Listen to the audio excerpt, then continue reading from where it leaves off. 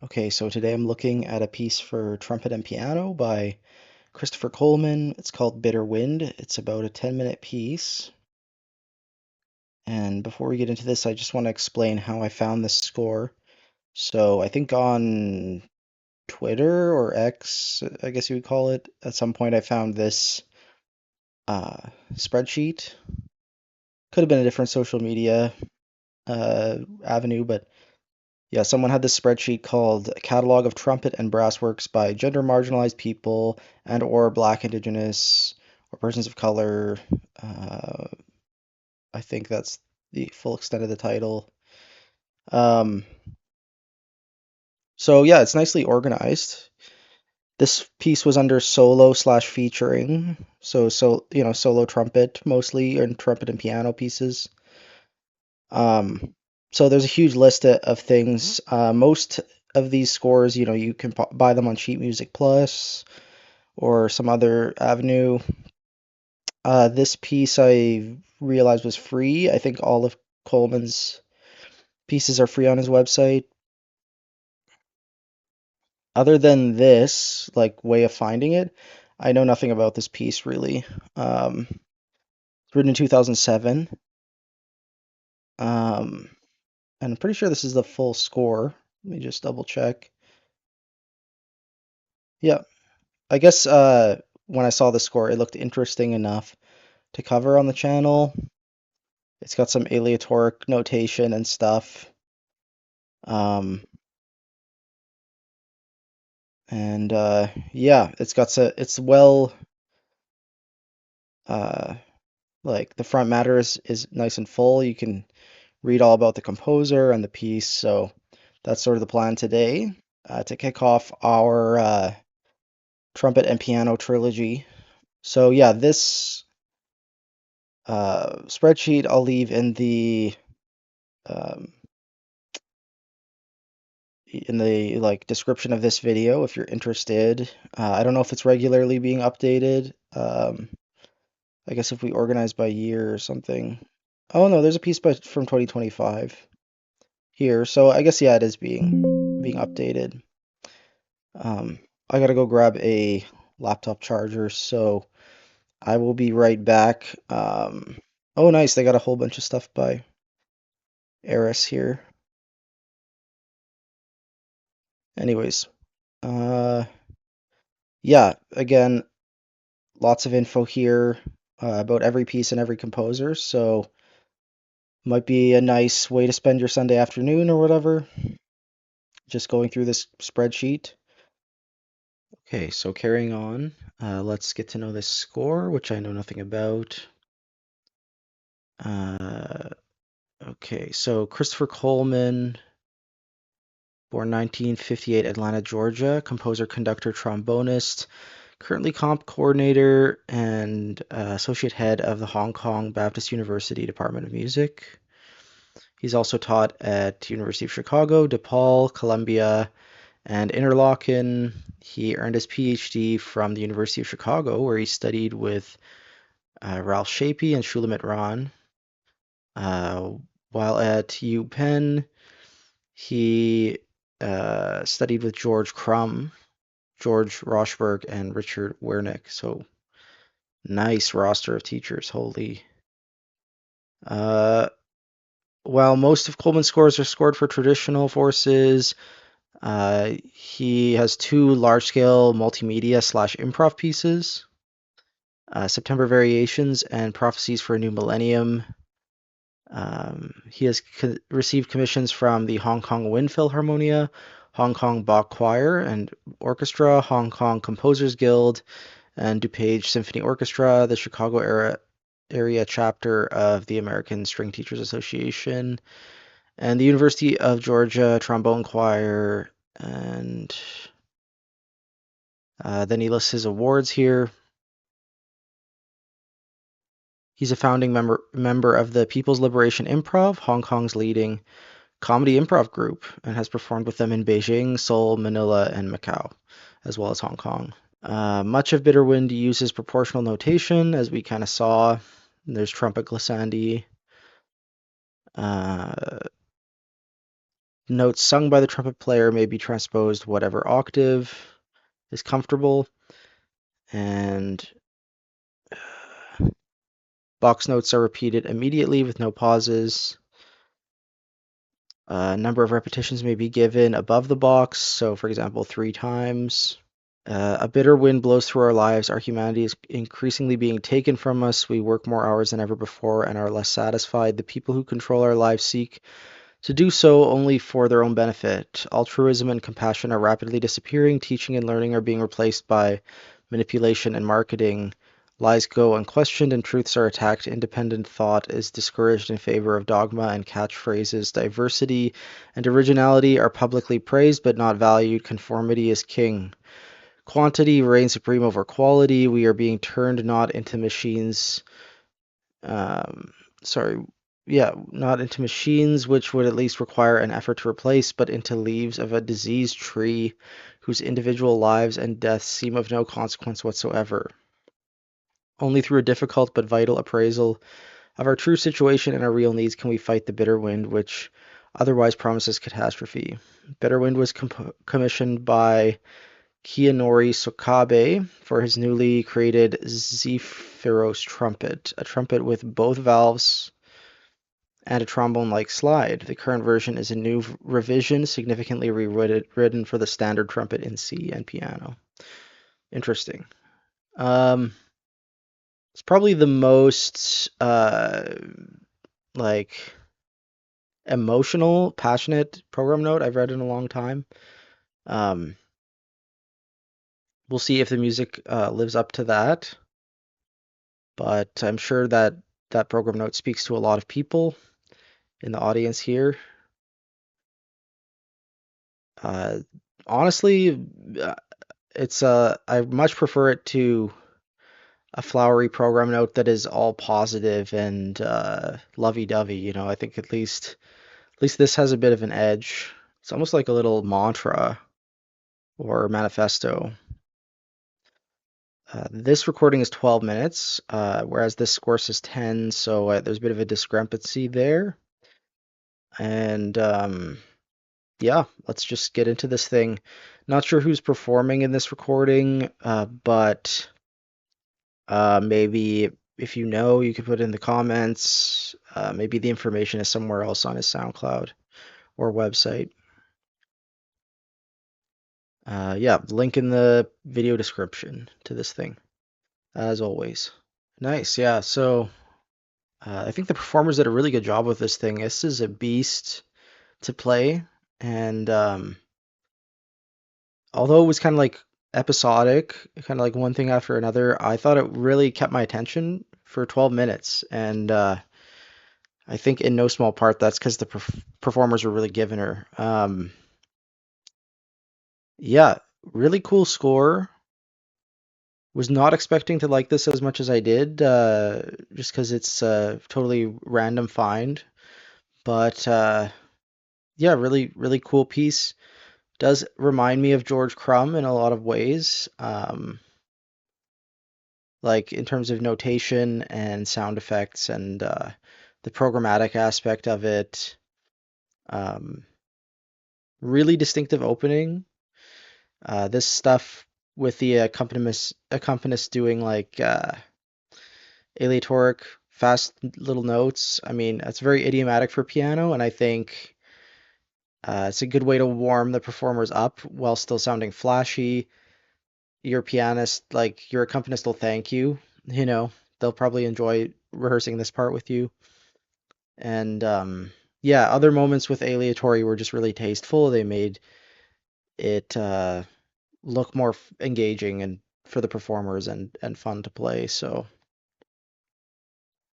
um, yeah, that was Bitter Wind. Don't know if I'm gonna get to a lot more Christopher Coleman on the channel, but I think this was a nice little find. Um, tomorrow, I think there's a Peter Maxwell Davies Trumpet Sonata, which I have the score for, so that should be next on the docket.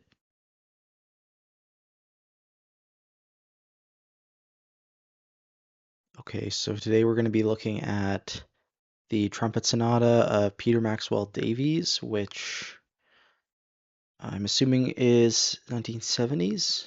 Let's just grab it here. This is actually our third Peter Maxwell Davies episode. We haven't looked at his music in a really long time. Like we had two of his pieces uh, in sort of a short span of time because I had some physical scores of his. Uh, I remember, but this is the only one I think which I have as a PDF. And just looking at this the other day, it's not actually a score, it's the first page of the score and then the trumpet part. That's all I have. Without identifying anyone, one of the people who gave me most of my, or a large portion of my music PDFs, they had a fiance at the time who was a trumpet player. So that's why I have a couple of trumpet things, and that I think that's why I have just a trumpet part here on its own. I don't think people doing score study like composers would bother to just scan a part. I think this is more performer's handiwork, but that's okay. It might be an interesting experience just seeing it from the trumpet player's perspective and listening along.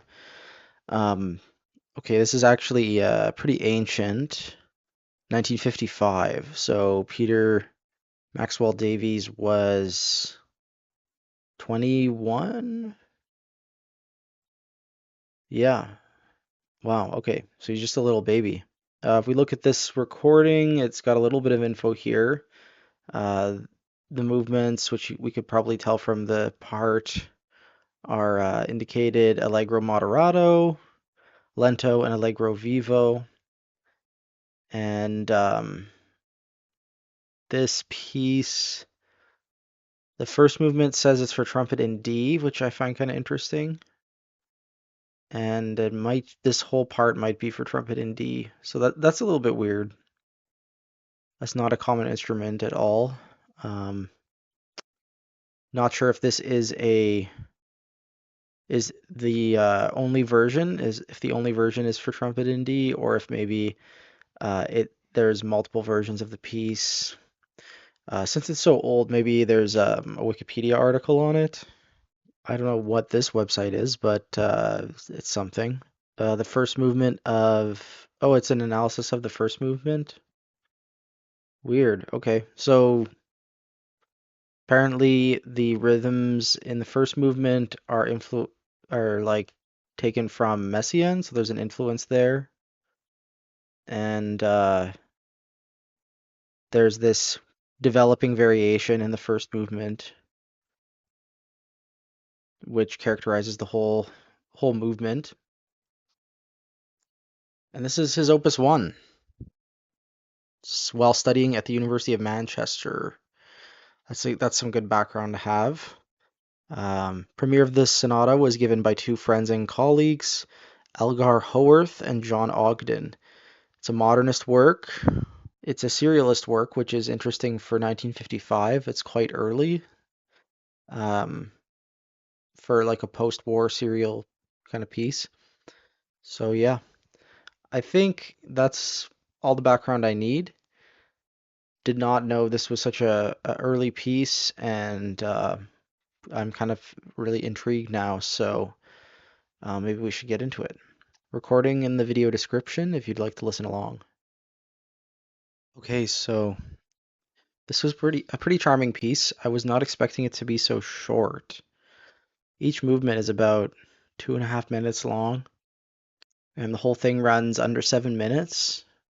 With a title like Sonata, I guess I expected something longer, but it's an early work, right? So it kind of makes sense. Maybe he hadn't developed that facility to write long stretches of music.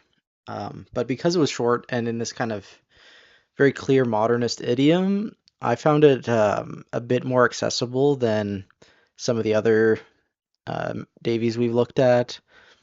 Kind of as that analysis we were looking at, kind of like that what that was alluding to. What does make this really interesting for 1955 is the rhythmic design.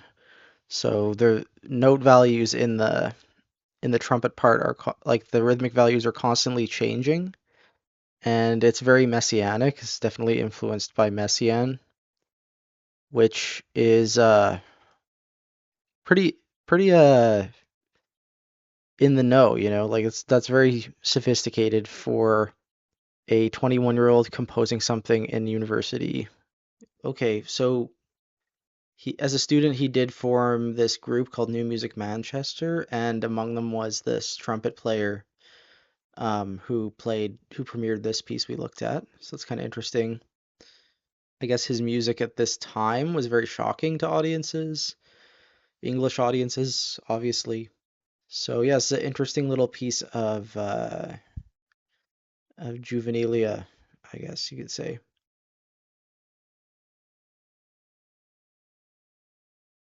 Okay, so today's piece is Mysteries of the Macabre by Gyorgy Ligeti, and it is originally a piece for soprano and piano, I believe, or soprano and orchestra, arranged for trumpet and piano here by Elgar Howarth. So the original piece was written in 1977.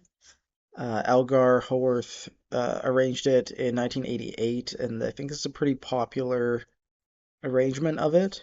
It's kind of an interesting thing. Um, at the top of this score, it's signed Justin Worthington. I'm not sure if that's a trumpet player. Maybe it was checked out of this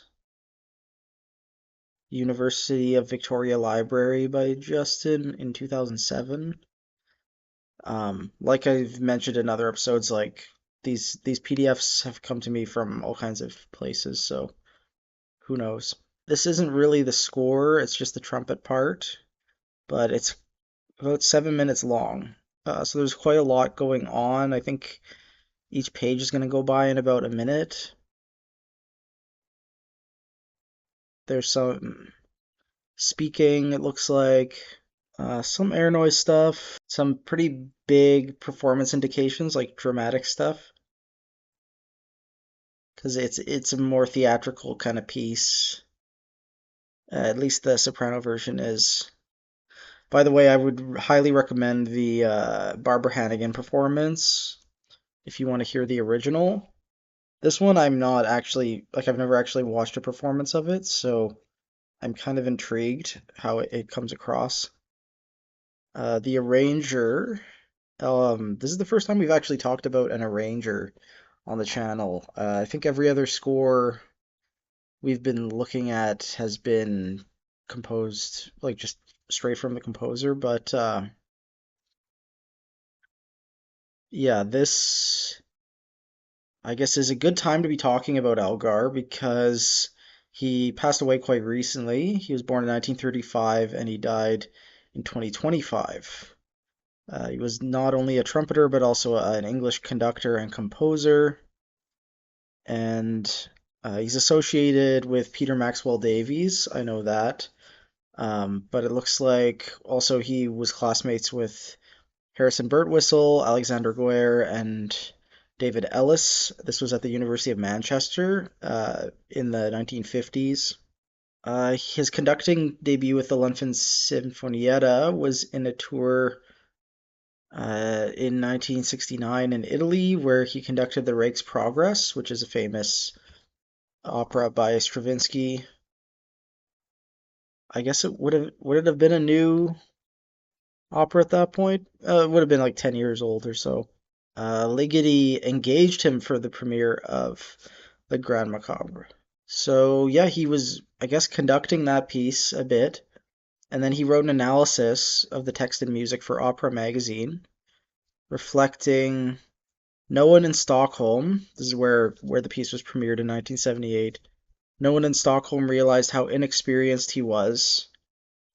I never thought I'd get into opera because I don't play the piano. I knew I had a natural technical ability, but I was naive about other things. I was never assistant conductor to anybody, so I didn't know how far ahead you had to plan, how many string rehearsals you would need, whether it would be okay for the first oboe not to come to the first rehearsal. He actually has like a very big history with this piece as a conductor, and then he decided to arrange it. for trumpet. Sorry if this is a bit all over the place today. I'm kind of just got off work trying to piece this Wikipedia together. Yeah, I guess he's just been doing all kinds of stuff in the UK, in that, especially in the sort of peak of his career, which I guess was from the 60s through 70s. So cool. Um, by the way, yesterday we looked at a piece which was which Peter Maxwell Davies wrote for Elgar Howarth, the Sonata from 1955 for trumpet and piano. Um, so this is a nice extension of that, I think, to hear this piece. If you're interested in Gyorgy Ligeti's music, we've gone through a lot of other scores of his. This might even be the last score of his that, yeah. So at this point, I will have exhausted my Ligeti scores. So let's send this off with a bang, I guess. Link to the recording is in the video description. Okay, so this was an interesting little arrangement. I think a lot gets lost when you remove the text, um, but it is a really nice little showpiece, oddly enough. It's really endurance heavy and has some incredibly high notes. Has this moment at the end where the trumpet has to increase the intensity as far as possible with these repeated C's. That was a really um, like interesting moment for me as a composer, like hearing what a trumpet can do. Um, I thought it was interesting that the pianist had some percussion and spoken word stuff to do, uh, along with the trumpet player. Um, and certainly, I think you could learn a lot about trumpet writing by comparing this to the original. Um, I should also, I didn't really preface this properly. Like, Mysteries of the Macabre is a set of two arias or so, I think, or maybe three, from Ligeti's only opera, Le Grand Macabre. So it's kind of interesting. It's like work that has been excerpted and then arranged. Um, and also, there is a version of this with chamber orchestra. This is just the version with trumpet and piano. So I think Howarth did both of those. So the piece contains a dual role for a coloratura soprano, which is considered exceptionally difficult. In its premiere, the roles were sung by different singers. So I'm assuming the two arias that are in the suite are those two different things that the soprano, two different characters the soprano has to play. Um, it looks like the original opera is for full orchestra, although I think Mysteries is for chamber orchestra. I'm pretty sure.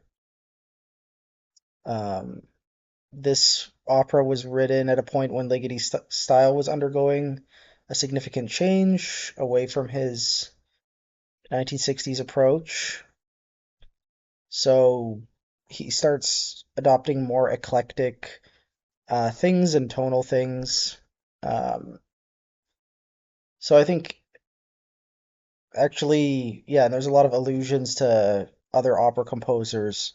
So this could be a really good thing to point to if you want to talk about Ligeti's later style, which I personally think is one of is his best. Like we looked at his Hamburg Concerto on this channel, for example, which is a really late work of his, and it's like phenomenal. I really do think that Elgar looked back fondly at this premiere that he conducted, and 10 years later just started arranging the piece so that he would have something to show people. And I do think that it's probably, I do think that as far as arrangements go, this is pretty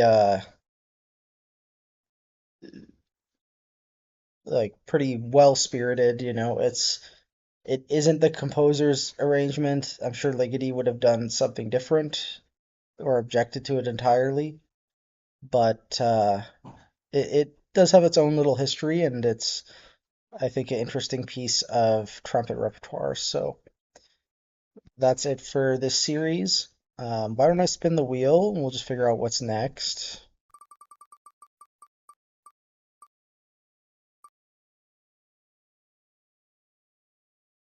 Voice and piano. Sweet. So I don't have a ton of scores in this genre, but I'm sure between all the different things listed as soprano and piano or mezzo soprano, etc., should be able to find quite a bit of things. Um, yeah, maybe this will be a bit inspiring.